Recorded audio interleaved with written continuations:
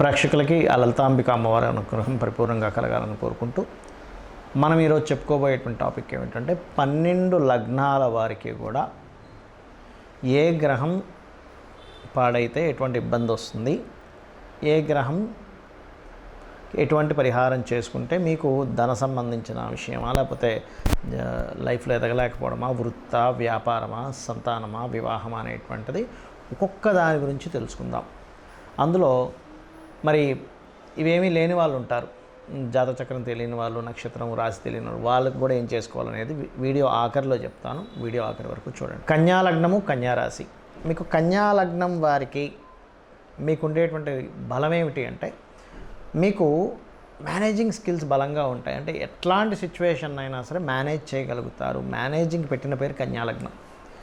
అయితే ఈ లగ్నానికి దశమాధిపతి బుధుడయ్యాడు కాబట్టి ఈ బుధుడు కనుక కుజుడితో కనెక్ట్ అయితే మళ్ళీ మీ మేనేజింగ్ విషయంలో కానీ లేకపోతే మీ యొక్క కెరియర్ విషయంలో కానీ ఇబ్బంది పడుతూ ఉంటారు. అంటే కుజుడితో కానీ కేతువుతో కానీ బుధుడు కలిస్తే కెరియర్లో పైకి రాలేకపోతున్నారు, సహజంగా ఎదగలేకపోతున్నారు. అప్పుడు ఏం చేయాలి? మీరు కుజ, బుధ, కేతు గ్రహాల దగ్గర దీపారాధన చేసుకున్నట్లయితే ఆ దోషం పరిపూర్ణంగా పోయి ఎన్ని రోజులు పెట్టాలంటే మీ ఇష్టం, ఎన్ని రోజులైనా దీపారాధన చేయండి. ఇన్ని రోజులైనా లిమిట్ లేదు, ఏ రెమెడీ అయినా గుర్తుపెట్టుకోండి.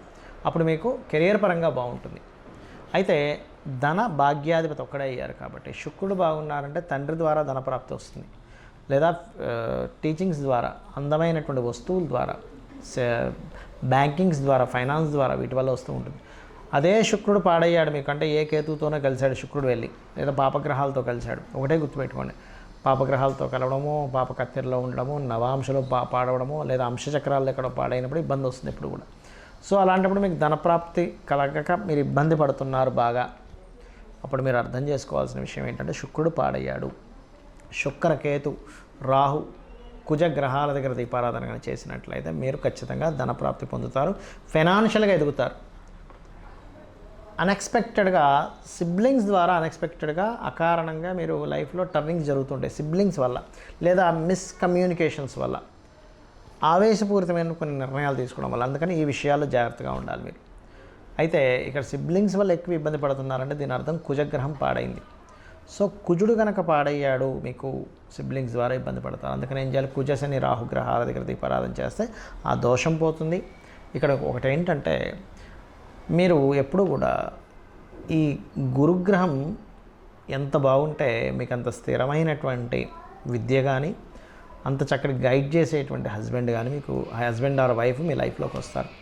గురుగ్రహం పాడైంది మీరు ఒకటే గుర్తుపెట్టుకోవాలి, చదువు ఏదైనా దెబ్బతింటుందంటే గురువు పాడయ్యాడు, సప్తమ స్థానం కూడా ఎక్కడో దెబ్బతింటుందని అర్థం. అప్పుడు మీరు దత్తాత్రేయుడు ఆరాధన చేస్తూ గురు, శని, రాహు గ్రహాల దగ్గర దీపారాధన కనుక చేసినట్లయితే ఖచ్చితంగా మీకు వివాహ సంబంధించిన విషయంలో బాగుంటుంది. ఒక్కోసారి గురువు రాహుతో కలిసినప్పుడు విదేశీ సంబంధాలు చేసుకుంటే కలిసి వస్తుంది.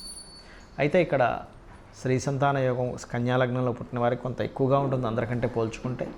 అయితే ఇక్కడ శని ఎంత స్ట్రాంగ్గా ఉంటే అంత మీకు సంతానం ద్వారా కలిసి రావడం జరుగుతూ ఉంటుంది. కానీ శని మాత్రం ఇబ్బంది అయితే కనుక అప్పుడు కొంచెం సంతానం కోసం దిగులు ఉంటుంది. మరి అలా దిగులు ఉన్నప్పుడు ఏం చేయాలి? శనీశ్వరుడి దగ్గర, కేతువు, కుజగ్రహాల దగ్గర దీపారాధన చేస్తూ ఉండాలి. మరియు ఇక్కడ మీరు ఒకటే గుర్తుపెట్టుకోండి, రవి బాగున్నాడు అనుకోండి మీ జన్మజాతకంలో, అంటే శుభగ్రహాలతో కలిసి ఉన్నాడు, మెడికల్ రిలేటెడ్ వాటి మీద ఇన్వెస్ట్మెంట్స్ కలిసి వస్తాయి. చంద్రుడు బాగున్నాడు, ఫుడ్, కంప్యూటర్స్లో బాగా కలిసి వస్తుంది, బిజినెస్లో. సో ఈ గ్రహాలు ఎలా ఉన్నాయో తెలుసుకొని మీరు నిత్యము వెంకటేశ్వర స్వామి ఆరాధన కనుక చేసుకున్నట్లయితే అన్ని విధాలు బాగుంటుంది. సుబ్రహ్మణ్యేశ్వర స్వామి మరియు సూర్య నమస్కారాలు, సూర్య భగవాను ఎక్కువగా ఆరాధించాలి, అన్ని విధాలు మీకు బాగుంటుంది. చాలామందికి ఉన్నటువంటి అపోహ కానివ్వండి, కొంత ప్రభావం దాని మీద ఉండదని కాదు. ఏలినాడు శని ప్రభావం ఉంది అందుకే నా లైఫ్ ఇలా అయిపోతుందని, లేకపోతే సర్పదోషం ఉందని, లేకపోతే పితృదోషం ఉందని, ఇట్లాంటివన్నీ భయపడుతూ ఉంటారు. కానీ ఒకటే గుర్తుపెట్టుకోండి, మీకు నిజంగా సర్పదోషమే ఉంది. అసలు అది ఎలా చూసుకోవాలి? సర్పదోషం ఎప్పుడు కూడా కుజరాశుల్లో రాహు ఉండడము, లేదా కుజశని కాంబినేషన్, కుజరాహు కాంబినేషన్, ఏదైనా గ్రహం అంటే సర్పగ్రహాలైనటువంటి ఈ యొక్క రాహుకేతువు లగ్నంలో ఉన్నప్పుడు కూడా మీకు సర్పదోషం ఏర్పడుతుంది, గుర్తుపెట్టుకోండి. అయితే సర్పదోషం ఉన్నంత మాత్రాన్ని ఏదో అయిపోతుందని అనుకోకండి. కొంచెం వాళ్ళకి సర్ప సంబంధించినవి కల్లోకి రావడం, లైఫ్ సడన్గా మార్పు రావడం జరుగుతూ ఉంటుంది. దానికి సింపుల్గా ఏమీ లేదు, ఏం పెద్దగా భయపడిపోవాల్సిన పని లేదు. మీరు చక్కగా కాళహస్తికి వెళ్ళండి, ఈశ్వరుణ్ణి దర్శనం చేసుకోండి, అక్కడ పరమేశ్వరుడు దర్శనం చేసుకోండి, రాహుకేతు పూజ చేసుకోండి, క్లియర్ అయిపోతుంది. లేదా అంత దూరం వెళ్ళలేము, చక్కగా మీ ఇంటి దగ్గర ప్రతిష్ట ఉంటుంది, నాగప్రతిష్ఠ చేసిన ఉంటాయి, రావి చెట్టు చుట్టూ ప్రదక్షిణం చేసి ఆ ప్రతిష్ఠ మీద పసుపు కుంకుమ గంధం కలిపినటువంటి నీటిని అభిషేకంగా వేయండి, సరిపోతుంది.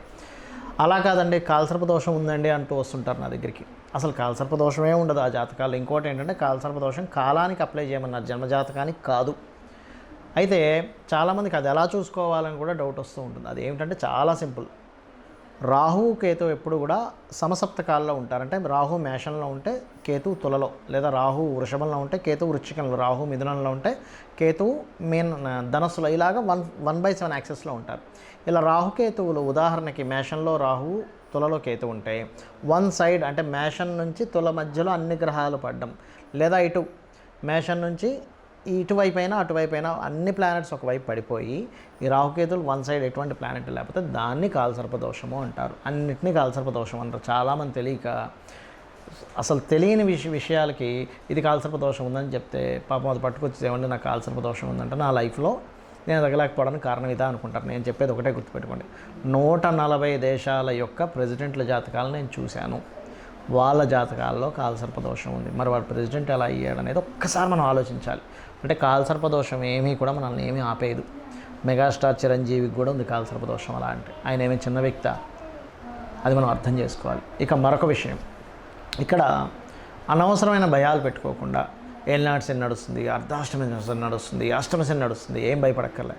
శని ఎప్పుడైనా నడుస్తున్నప్పుడు మధ్యాహ్నం పూట నిద్రపోకుండా ఎక్కువ వాకింగ్ చేస్తూ శ్రమ పడుతుండండి. మీ అంతటా మీరు కనుక శ్రమ పడుతూ కాస్త పేదవాళ్ళకి, ఏజ్డ్ పర్సన్స్కి మీరు ఏదైనా సహాయం చేస్తుంటే ఆ శని భగవానుడు సంతృప్తి చెందుతాడు, ఏమీ అవ్వదు.